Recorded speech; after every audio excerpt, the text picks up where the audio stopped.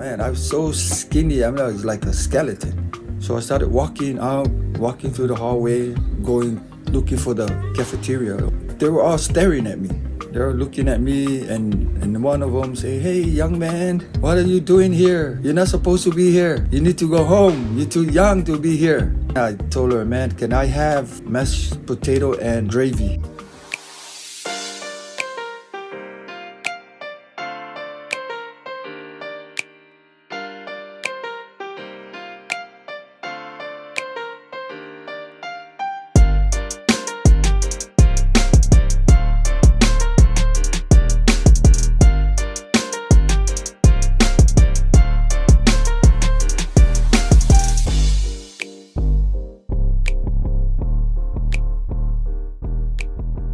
Good morning, everyone. Welcome to the channel. It's Sunday morning and I'm getting ready to go to church. But thank you for stopping by. If you're new on this channel, I want to welcome you. And for all my subscribers and everyone that's following from the beginning, thank you very much. Just want to have you keep going on the journey with us, telling our story and the faith and our kids and grandkids. So this video is a continuation of the one that I left off when I was in a convalescent home. It's an old folks home. All right. So this is where the miracle starts. All right. So let's continue. So now I'm in a convalescent home, 30 minutes, 45 minutes away from our house. It's the second day there, and now I'm getting hungry. You know, everything started to change. My attitude started to change about things. Like I said, I wasn't scared about, death. I didn't think I was going to die. But my mindset was that I wasn't going to be back to normal, that I was going to be, pushed around in a wheelchair or just lie down on the bed and let life pass me by. But this day changed everything for me. So the cafeteria worker came, gave me a bowl of mashed potato and gravy, a small bowl, and she said, "Okay, be careful, enjoy." So I started eating it. I haven't eaten like solid food for like at least 2 weeks. The 2 weeks I was in the hospital, and then I think the week that I was at home. And now this is the first time that I'm gonna eat the food. So mashed potato and gravy, all right. So I started swallowing it really slow. And then it went in, and it was good. But let me just go back just a little bit. When that thing happened to me, they said during the procedure I did, something happened. It fractured or it made a small, it's like maybe a pinhole when they try to open the esophagus. So the reason now they don't want me to eat anymore, because they don't want me to go through that again. Food gets stuck, and then go back to do that procedure, and then it's gonna be worse. You know how when a balloon gets stuck and you try to you will reap the balloon, right? So that's pretty much how it was, and they didn't want me to go through that thing again. So that's why the bag, the bag of food, I still have that bag hanging at this point. It's like a liquid milk protein to feed my body, because I cannot eat. And then I have that IV thing. Okay, but now I'm eating the mashed potato and gravy, slowly eating it. Ooh, I ate it all.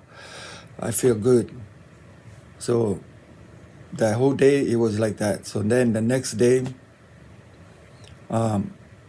every morning the nurse has to do my blood pressure and do my weight. All right. So they came in the morning, do all that, and then this is a new morning now. This is the third day because they cannot give it to me because my diet is liquid diet. Okay, so the lady that does that for me, she comes in the evening. She comes, I don't know what time, but she's not there in the morning. Her shift, probably midday shift, she comes in. So I had to wait for her. So in the morning, breakfast, nothing. And then in the afternoon, I'm like, man, I'm just gonna walk. So I started walking. I grabbed my IV stand and then I just started walking out. But before that, I could hear, people and people coming in to visit because this is a old people's home. So I walk out and I see all these old people and some sitting hallway and some are just in their room. When I pass by, they're just there because they're old people and their family bring them there because they cannot take care of them. So I started walking through the hallway, going looking for the cafeteria or the kitchen, and they were all staring at me. They were looking at me, and one of them say, "Hey, young man, what are you doing here? You're not supposed to be here. You need to go home. You're too young to be here." So I just smiled at them, I just walking. Man, I was so skinny. I was like a skeleton.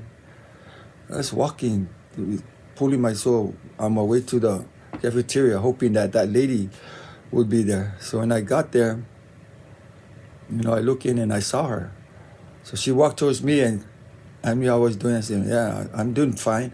So then I told her, "Man, can I have just mashed potato and gravy every, breakfast, lunch, and dinner?" And she said, "Yeah, that'd be okay." So she'll let the other workers, do it. So I said, "Do you want one?" I said, "Yeah, I really want one." So, "Okay, I'll bring it to you." So I walked back to my room and 5 minutes later, she came back with another one. All right, so start doing that.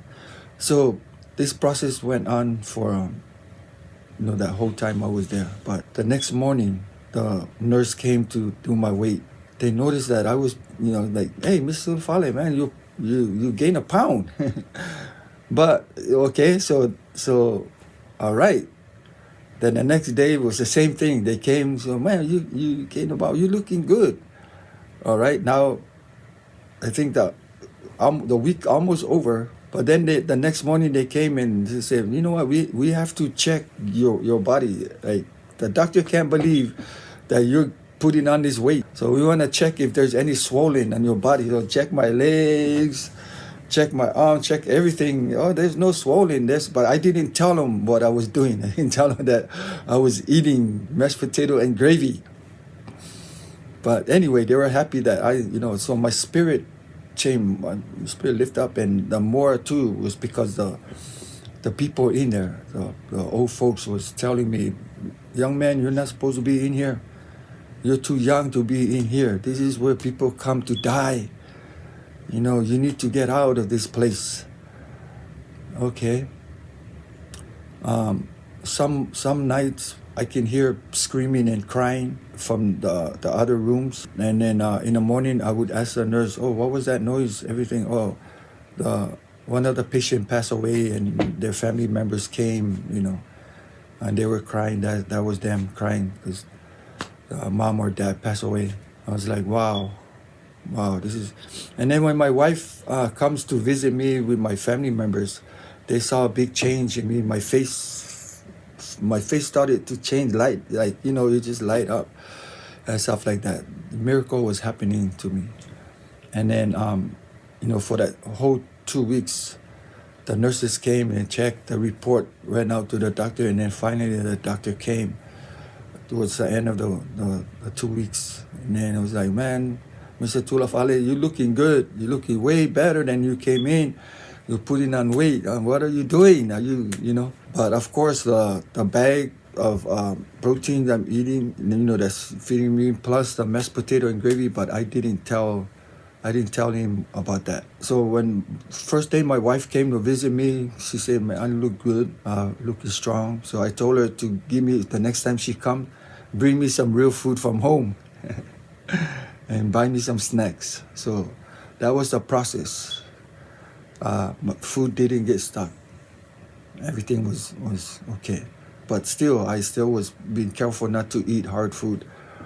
But the one my wife brings for me was just goodies, So that was the process then.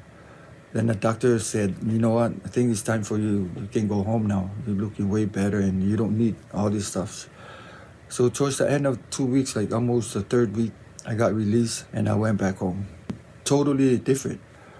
The issue with me, now is just the thing, but the cancer itself is all good. It's all clear. Everything was done with the cancer, and I was better. So then when I went home, met with all my family members. I didn't have any family of my own there. The only family that I have around me throughout this whole process was my wife's family, her dad and her mom and her siblings. They were the only family that I had. But I didn't have any of my family. All of them were back home in Samoa and in Hawaii. And so, I did not, they heard that I was sick, I had cancer, but none of that came except later on in the story, one of my sister came. But at this moment, it was just me, my wife, my kids, and her families, my in-laws. So I went back home, feel so much better. They took the tube out, the one that was for the excess to come out. They took that tube out, cleaned everything. Now I go home with nothing. Everything is, okay.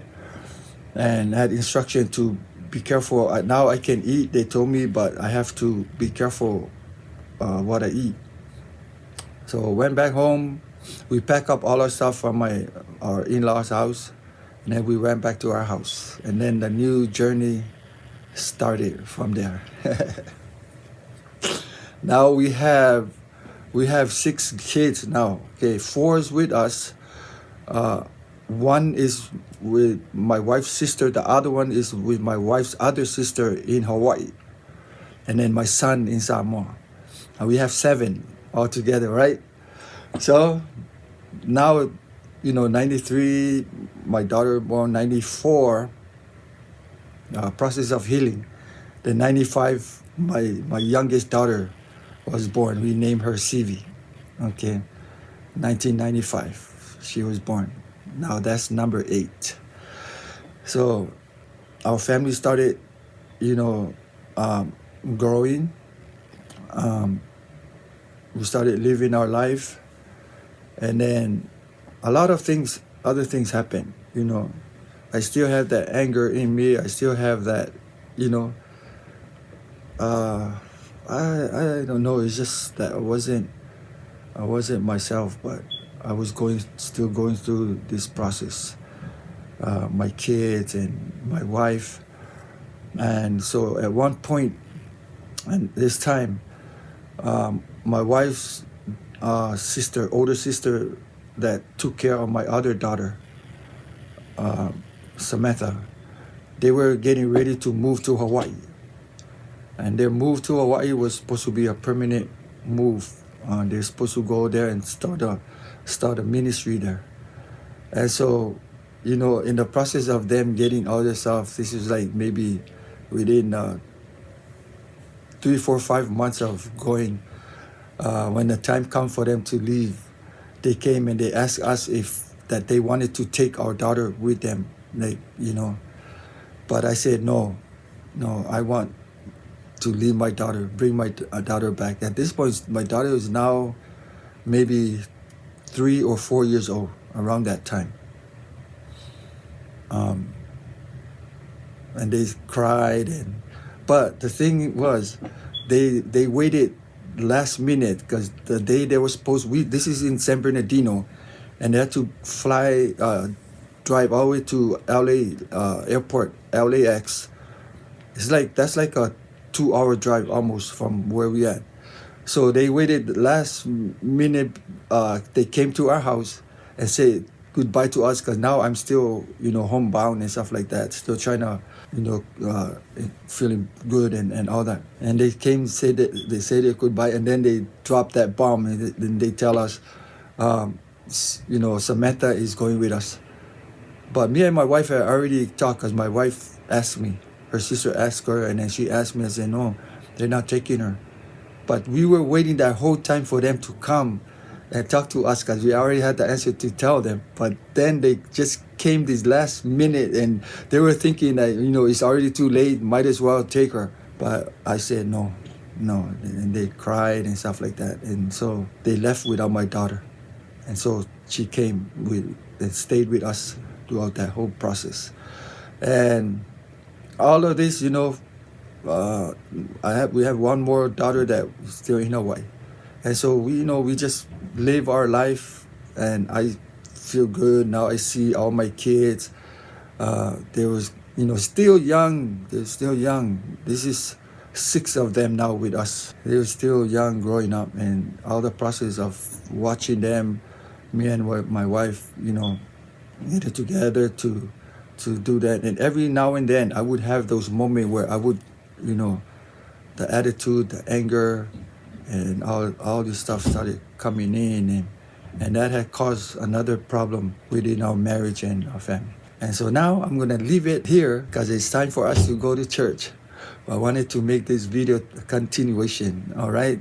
So, please come back. And if you haven't subscribed, please subscribe on our channel and keep watching, and wait for the next video to continue our journey. Thank you, and have a blessed day.